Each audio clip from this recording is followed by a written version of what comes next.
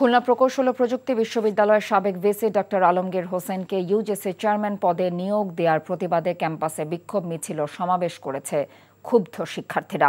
অবিলম্বে স্বৈরাচারের দোসর আলমগীর হোসেনের পদত্যাগ দাবি করেছেন তারা। শিক্ষার্থীদের অভিযোগ, বিগত সরকারের আমলে কুয়েটের টানা দুবার উপাচার্যের দায়িত্ব পালন করেন আলমগীর হোসেন। ছাত্রলীগের সুপারিশে সিনিয়রদের ডিঙিয়ে তিনি 2010 থেকে 2018 পর্যন্ত কুয়েটের দায়িত্ব পালন করেন। উপাচার্যের দায়িত্ব নেবার পর তিনি ছাত্রলীগ ছাড়া অন্য কোনো সংগঠনকে প্রশ্রয় দিতেন না। অনেক নিয়োগ হয়েছে ছাত্রলীগের সুপারিশেও। ক্যাম্পাসে একচ্ছত্র আধিপত্য বিস্তারে ছাত্রলীগকে সহযোগিতা করেছেন তিনি। স্বৈরাচার আওয়ামী লীগ সরকারের আস্থাভাজন হবার পরও কি করে তাকে ইউজিসির মতো গুরুত্বপূর্ণ পদের দায়িত্ব দেয়া হলো, এই প্রশ্ন প্রতিবাদকারীদের। কুয়েট থেকে পদত্যাগকারী আরেক উপাচার্য অধ্যাপক ডক্টর মিহির রঞ্জন হালদার স্বীকারও করেন এই বিষয়টি।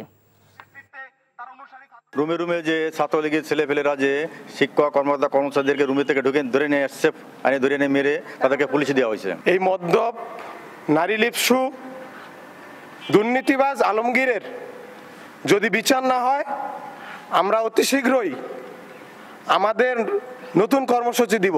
জালিম সরকারের এই ভিসি আলমগীর এখন বর্তমানে ইউজিসির ভারপ্রাপ্ত চেয়ারম্যান, এর বিচার আমরা চাই। এই ভাস্কর্য বানানোটা সেটা তৎকালীন ভিসি করে গেছেন। আপনার কোনো দায়িত্ব? সেটা তো আমি কিছু জানি না। এটা